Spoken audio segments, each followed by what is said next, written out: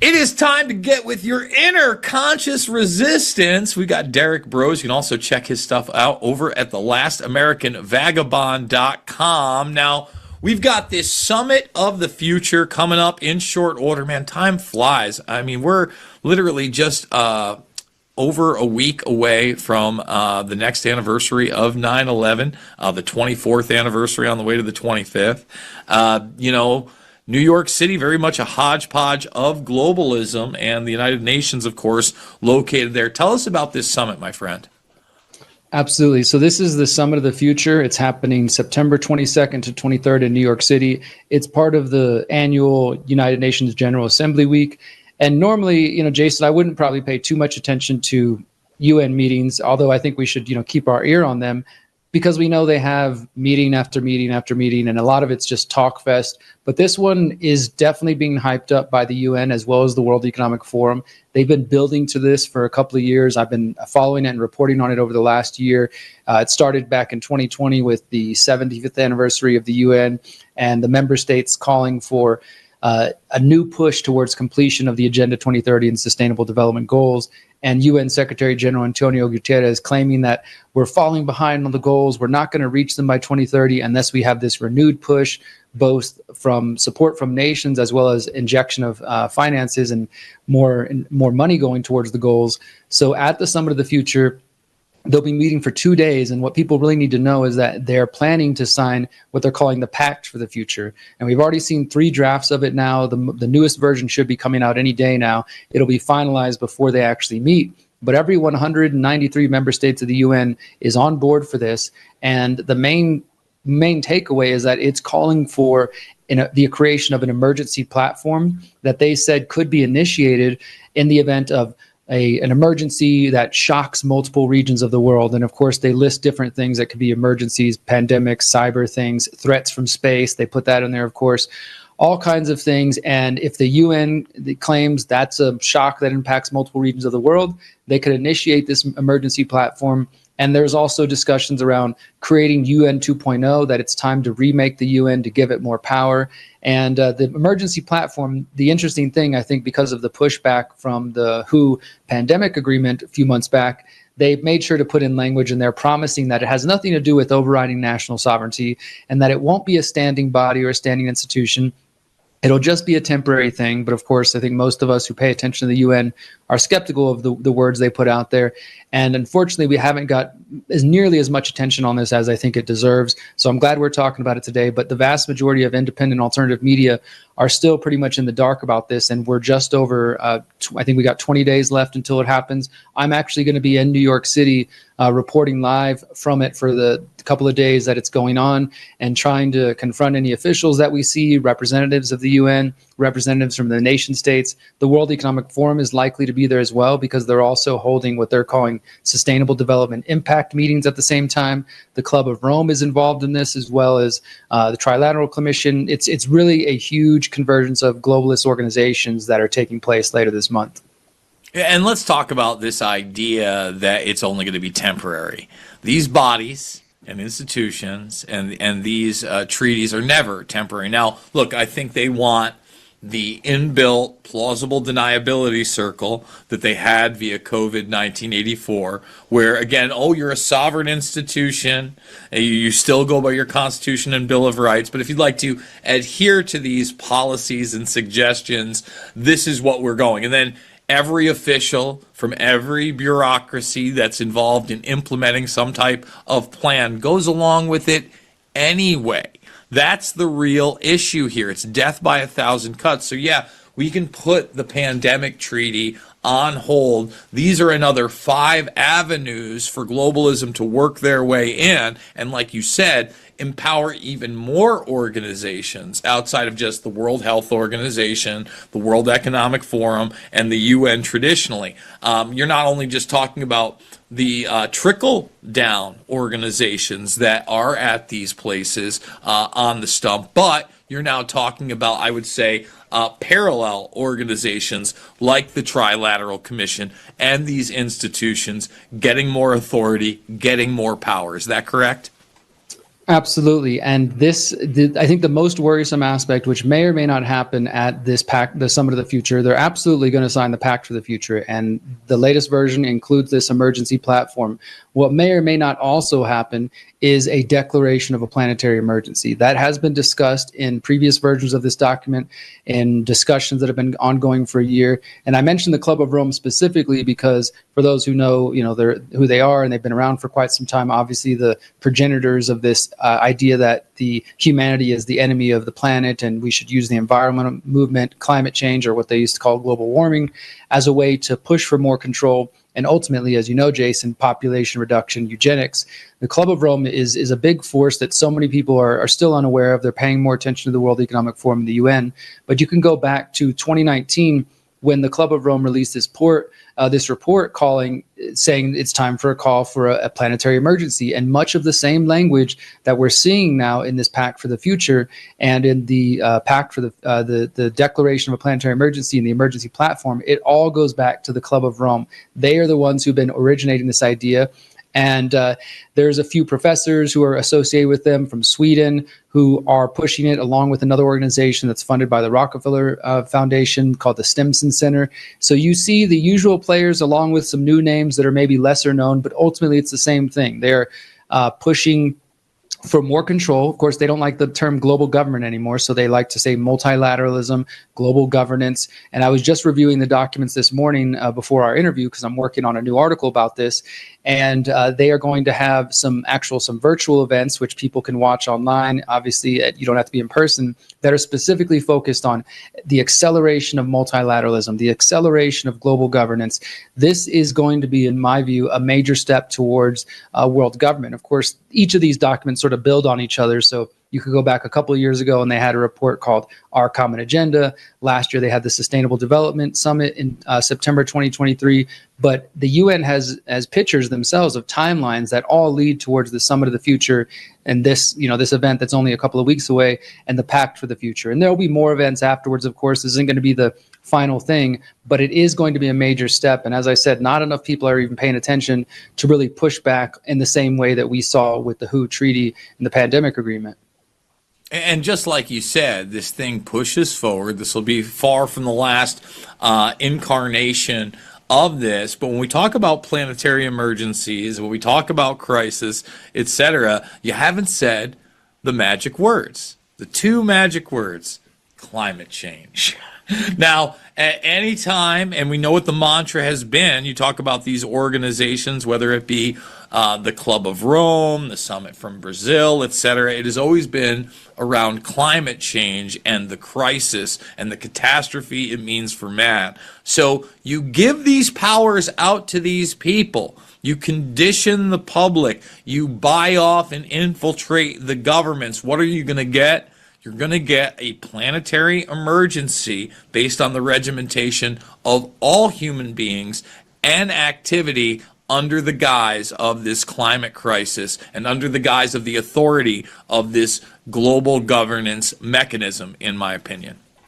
It's absolutely about climate change, Jason. I mean, that's, of course, in their list of here's some of the emergencies we must prepare for. They talk about war. They talk about economic collapse. Like I said, there's a whole section about space. So they're definitely paying a lot of attention to this alleged threat from space. But absolutely, they mention the climate crisis. And they really do mimic the language of the World Economic Forum that we've seen in the last couple of years. We've talked about this term polycrisis. You see that a few different times. And all of that is designed to signal to the average person that the world is in such a state of calamity that there is no longer the capability for individuals or individual nation states to take on these problems. They're so great, they're so massive, pandemics, climate change, etc., that we can't have nation states running the show anymore. We need to move beyond that. And again, they're talking about UN 2.0. They're talking about remaking the UN Security Council, invoking some charter changes. Not sure if that will happen this time, but it's definitely on the table. They're definitely discussing this. And there's also discussions of a new Bretton Woods movement. Of course, Bretton Woods was the beginning of the IMF and the World Bank. So a big part of this as well is trying to inject millions, billions of dollars, if not trillions, into accelerating the race to the finish line for the SDGs and the Agenda 2030. They talk about public-private partnerships. They talk about trying to get more money from the individual governments themselves. So we should more than likely expect to see not only the signing of the Pact for Future, this implementation of an emergency platform, which then can be used at will, but also some new financial mechanisms where they're going to just try to inject as much cash into this and pushing these agendas on probably further than we've seen. I mean, we all know COVID 1984 was a big step forward towards global government and accelerating these agendas. I think that we're going to see something big after the Pact for the Future is signed. It might not happen on that day, on that weekend. It's still something we should pay attention to, but let alone after that, the document signed, it's all in place. All they need to do is say there's an emergency that shocks multiple regions of the world, and they will invoke this emergency platform. So here it is. We're going to shift a little gears. We're going to go to the Track Trace Database Society. You and I have been talking about this for a very long time, but nonetheless is a big admission. And then you look at the reaction of the companies involved. So you've got Cox Media Group, who's now been caught openly talking about active listening software that integrates AI to capture real-time intent by listening to conversations, not just the ones on your phone. They activate that mic anywhere, folks. You're moving, you're shaking, they're looking at this thing. And they pair that with quote-unquote behavioral data to target in-market consumers. Now, you have Google immediately taking them down as their partnership. You got Facebook being like, oh, we need to clarify this. Are we using metadata? You got Amazon saying they're not aware of the big boy players. The truth of the matter is that ACR software, audio content recognition, has been around for a very long time. I have often pointed to Alfonso as some of this. They also have video content recognition. Alfonso, although utilized in cell phones, smartphones, more your smart TV, your LG devices, they have these type of contracts. But this has been going on for a very long time, and I would just warn people that if you don't think that nation-state entities or private entities hired by nation-state sub-organizations are also doing this very same thing, you are being extremely naive, no? Absolutely. I for one, this story is hopefully going to make some waves and more people will pay attention and not just be one of the things that comes and goes, because it's important. Because I think most people have been in situations where they have said something out loud, had a conversation, and later went to whatever social media platform they're on or whatever website they're visiting and seen an ad pop up. Now, of course, maybe to the average person, they're like, wow, that's convenient. That's helpful. Thanks for showing me that. Those of us who are maybe a little more skeptical, we step back and say, okay, that's a little weird. I didn't type anything. I definitely didn't search for that, but I had a conversation about it and now it's showing up. And so here we are. We've got more confirmation that we're not crazy. Those are in fact happening. Those things are happening. And I was looking, this one's particularly related to the Cox Media Group, which is owned by the billionaire Cox family. Not very well known. They're not, as known as a Musk or, Bezos and things like that. They own the some Atlanta papers. So this is still just kind of a small media group, relatively speaking. Now, if you don't think the other bigger players are using this, like you said, whether you're talking about governments or just bigger media groups that want advertising information to better sell ads to people to make their money, especially in the age where newspapers are starting to die and they're looking for any way to save their, their brands, and same thing with traditional cable news. You're just not paying attention. I absolutely would believe that this is just one of many different type of programs and organizations using this information, these data sets, to then turn around and sell people stuff. So at the most basic level, they're using surreptitious methods to try to sell you new boots and new hats and whatever things you probably don't need. But at the same time, it's just more evidence that we are being monitored and listened to by all the devices around us, whether that is, you mentioned, the smartphone or the smart TV, the Alexa, and all those other things that people kind of expect are listening. But now we've got the data to back it up. And, I don't know if we've got this evidence yet, but Jason, this brings me to a similar related conversation about the potential for our minds being read, because I don't know if I'm the only one. I've talked to a few other people who've had experience where I've literally been in a situation where I haven't said a single word out loud, haven't even typed anything, but I had a thought in my head and then I saw an ad about it or an article pop up, moments later or, sometime within a period after that. perhaps I'm still crazy, but I wouldn't be surprised if we, with time, find out that that sort of capability is also being taken advantage of by corporations and governments. Well, let me talk about that for a second, because I don't think we're just looking at a real-time phenomenon, right? Like we talked about the AI generation for real-time ads via these conversations. I think for some time now, they are building a behavioral psychological profile, whether that's just based in consumer intent or not. So you may be thinking about something that you have not verbalized, but you've given enough cues for this thing to, Sure. put that out there. So it doesn't, I want people to understand that we're not talking about it specifically being able to read your brain waves. However, who knows how far we really are in this type of technology. We've had commercial brainwave devices that can in fact be programmed for certain tasks, and we've gone over that for a very, very long time. Obviously, human brain interfaces, but at the very least, I think that this is something that not only involves a consumer perspective, but also a political one. Because if they're doing this to sell you a cell phone and sneakers, you better believe they're doing it to sell you political candidates and agendas as well. So if you don't think that this could be or is being utilized right now via any major campaign, Trump, Harris, congressional, Senate, etc., I think you would also be very naive, Derrick.